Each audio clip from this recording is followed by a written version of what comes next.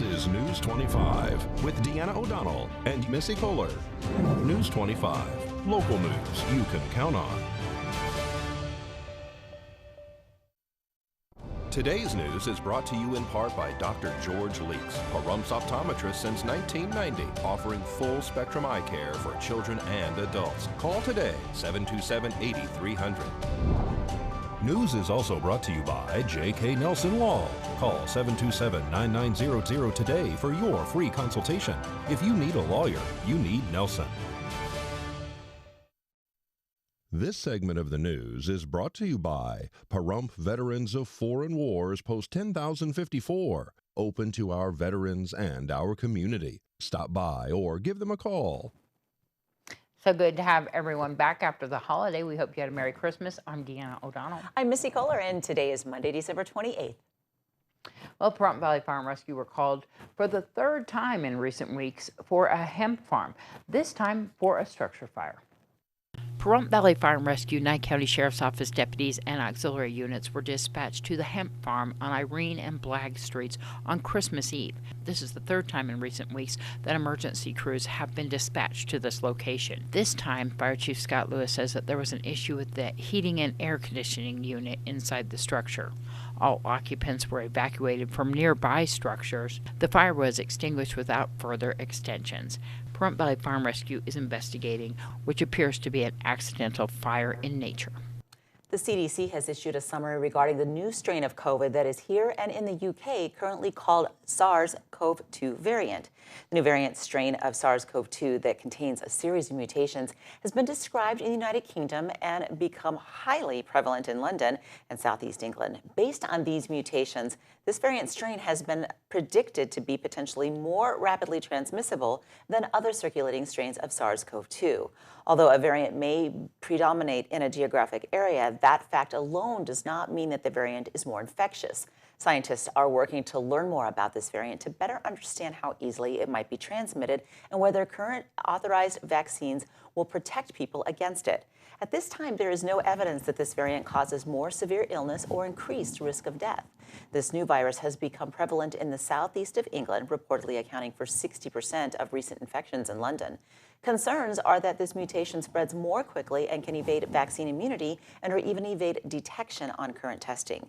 In November of 2020, CDC officially launched the National SARS-CoV-2 Strain Surveillance Program to increase the number and representativeness of viruses undergoing characterization.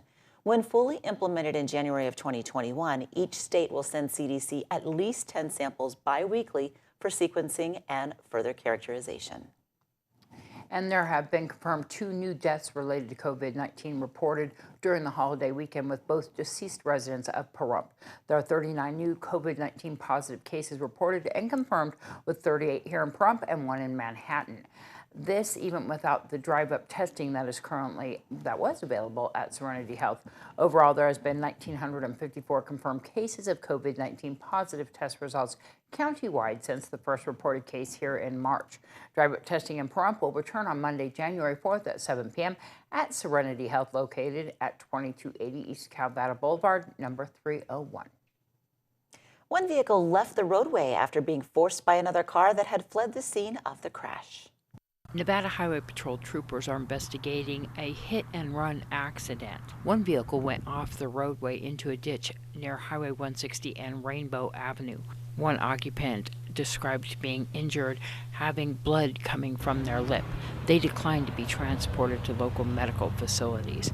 Nye County Sheriff's Office deputies, Pahrump Valley Fire and Rescue, and auxiliary units arrived on scene. The car sustained minor damage and was not drivable from the scene. A Pahrump woman was arrested twice in 8 days for 2 different alleged crimes. On December 8th at 4:45 p.m., deputies were dispatched to an address in Pahrump in reference to a welfare check.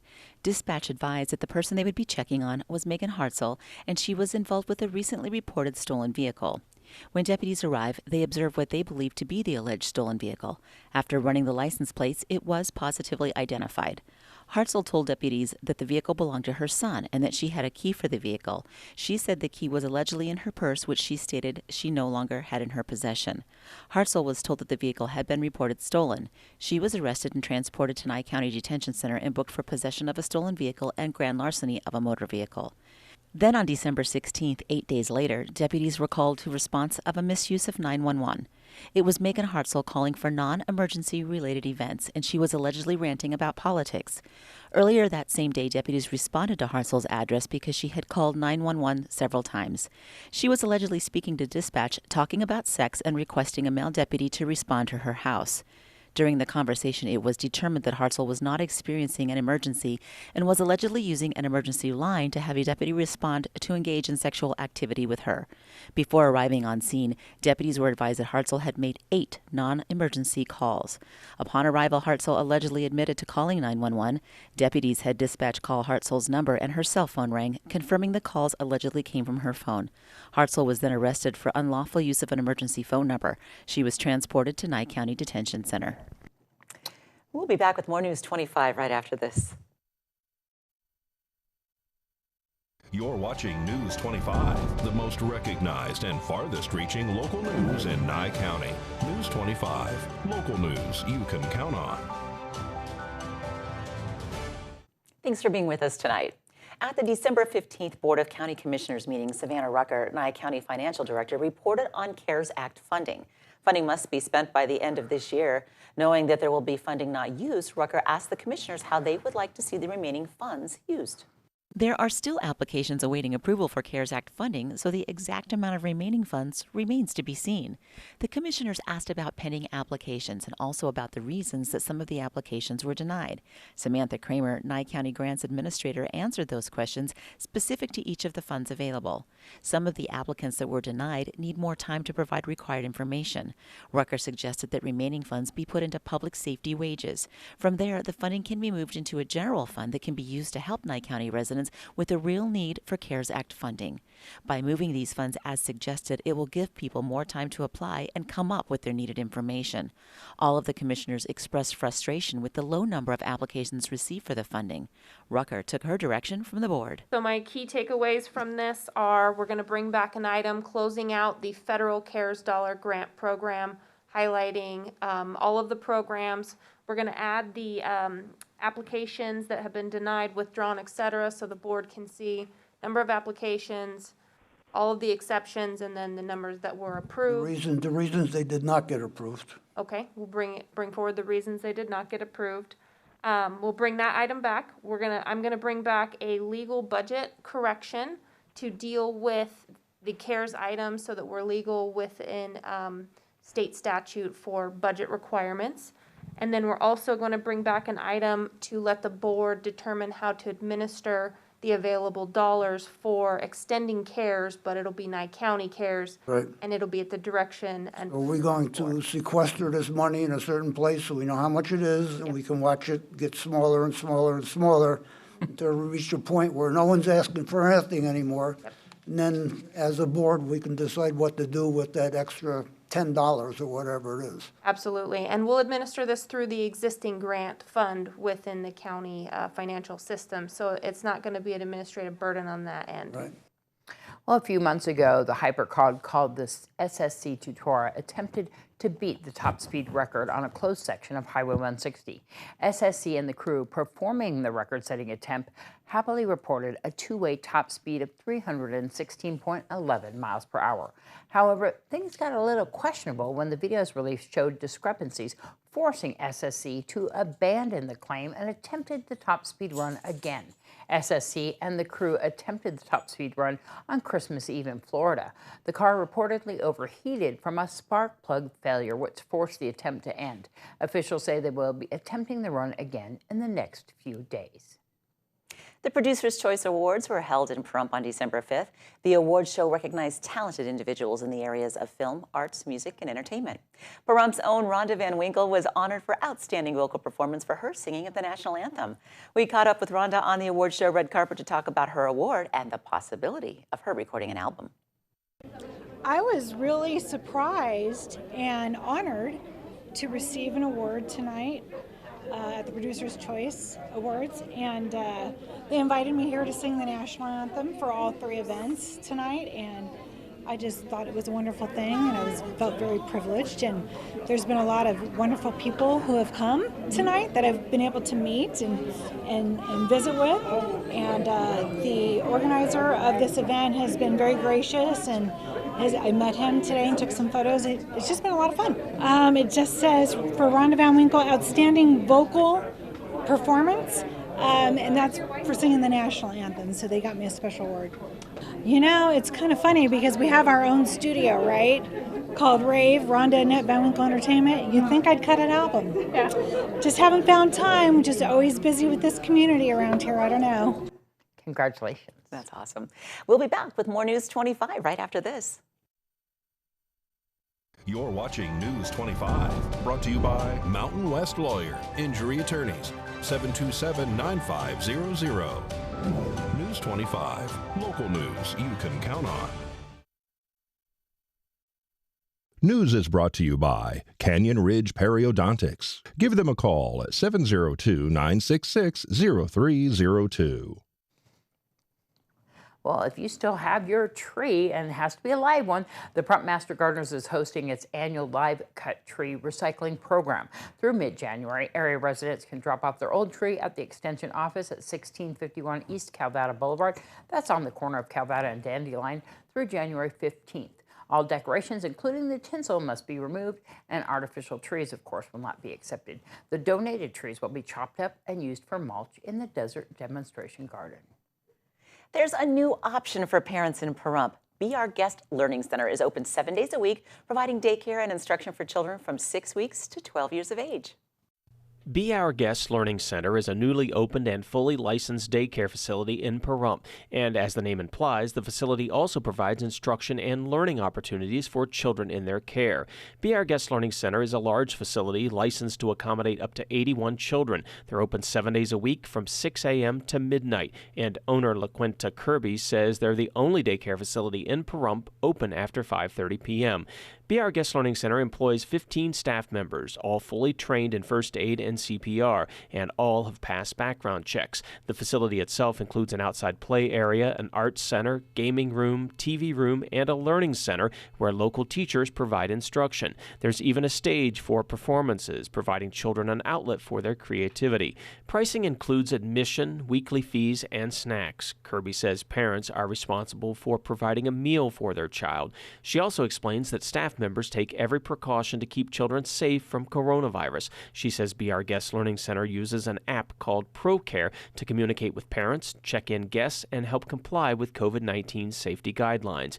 And for parents out there thinking about celebrating New Year's Eve without the kids, Be Our Guest Learning Center may be able to help. Kirby says they're providing a special New Year's Eve party just for children from 8 p.m. to 2 a.m. New Year's Eve. That way the parents can enjoy a special night of their own. In addition, Kirby says Be Our Guest Learning Center also offers a similar service for other times when parents may want a date night or just some time to themselves. The drop-in rate is $10 an hour. Be Our Guest Learning Center is located at 2200 East Calvada Boulevard in Suites C, D, and E. For more information, you can call them at 775-419-2194 or go online to beourguestlc.com. Well, as you know, the holiday season looks and feels different this year, which could be hard on your kids. They may not get to do traditional activities or see their cousins from out of town. So how do you help them cope? It's almost like a mourning or a loss that they're feeling. So we don't want to make them feel that those feelings aren't valid, but we also don't want them to wallow in them and kind of get stuck in them. Dr. Gina Robinson is a pediatrician with Cleveland Clinic Children's. She says while it can be helpful to talk to kids about their feelings, parents should also find some other fun activities for them to do instead. For example, you could decorate cookies or do a virtual New Year's Eve with friends and family. She says it's also important to keep an eye on any changes in your child's behavior, which could signal that something is wrong. If you notice they're spending more time in their room, or they seem down, or their personalities are different, just say, hey, what's going on? Or ask them if they've been talking to their friends, or if they, have any ideas of things that they'd like to do. Dr. Robinson says you can also use the pandemic as a teaching opportunity about being resilient and reminding kids that sometimes things don't go as planned. News 25 Weather Cam is brought to you by Lerner and Rowe Injury Attorney's Office in Pahrump. In a wreck, need a check? Call 702-877-1500. Hi, good evening, Nevada. It's John Kohler on location here outside the KPVM Channel 25 Weather Studios, and we are looking at some serious snow up on the mountains. Lee and Kyle Canyon, good skiing. If you're thinking about doing a weekend run out to Nye County, this is the weekend to do it with New Year's Eve and everything. Heck yeah, man, that snow's going to be good. Getting a little bit of rain down here in the valley, 0.4 of an inch over the last day. It feels pretty good after 300 some plus days without anything. And we'll tell you all about the weather and everything you can expect coming up in this next week when we return. News 25 weather is brought to you by Dairy Council of Nevada. The splash of cream in your coffee, the dollop of sour cream on your burrito, the melted toasty cheese on your pizza. Undeniably delicious, undeniably dairy. Enjoy what's real. Hi, good evening, Nevada. It's John Kohler from the KPVM Channel 25 Weather Studios. Did you get everything you wanted for Christmas? Is it time to reassess if you're naughty or nice? Think about it. Think about it. New Year's is coming. Time to make some resolutions, maybe. I resolved to go to Fernley and enjoy that 38-degree weather they've got going on there today. 16 degrees for a low tonight. In Fallon, you're all the way up to 40 degrees, 12 for a low. Carson City, 38 degrees is your high today, 17 for a low. Time to reassess things, don't you think? Reevaluate what you're doing out in Tonopah. Oh, Tonopah, wow, 33 degrees and 12 for a low tonight. Give a little Tonopah tickle. There you are. Goldfield, 33 degrees for a high today, 17 for a low tonight. In Beatty, you're all the way up to 40 degrees, 29 for your low. In Amargosa, 44 for a high, 30 for a low. And in Vegas, you're not feeling them dice too hot tonight. Look at that, only 51 degrees for a high, 37 for a low. Well, head on out to Death Valley. You might get some relief. Not much. 53 degrees for a high, 42 for a low. And here in the Paradise of Pahrump, let's take a look. 43 degrees. Glorious. Wow, we got all the way up to 46 today. South-southeasterly winds to 12 miles per hour. That was sort of the average, and actually buffeted us a little bit, a little more. Humidity staying with us, 66% towards morning, and it just kind of went up all day long. Little bit of rain, 0.4 inches. Not too much, but nothing to complain about. Knocking the dust down nicely. The sun rose this morning at 6:54 a.m., and it will set this evening. Well, it did set this evening, 4:37 p.m. And then it's the humidity there, clouds and everything towards morning. North-northeasterly winds 5 miles per hour, and the lows tonight at 32 degrees. Let's take a look as we head on into the week. Whoa, look at this. What do we got? A lot of wind tomorrow. My goodness, 16 mile per hour winds, and then that'll blow out all the clouds. Clouds return on Wednesday, and so does the wind on Thursday. 13 mile per hour winds on Thursday. Highs throughout the week staying reliably in the low 50s, lows at night right around 30 degrees, hovering towards freezing. It's going to be a wonderful winter week. And I hope you all enjoy it. We'll tell you a good night. And then to the desk, here's Deanna and Missy. All right. Thanks so much. Having a great time looking at the snow on our local mountains up there. And yeah, I'm glad it's up there. Yeah. Beautiful, beautiful scenes. Yes. So definitely if you're driving through the pass, be careful. And, we'll see how the snow and the rain goes. And, of course, John will keep us posted. Thanks so much. That's going to wrap this edition of News 25. I'm Deanna O'Donnell. I'm Missy Kohler. Thanks for watching and have a lovely evening. Good night.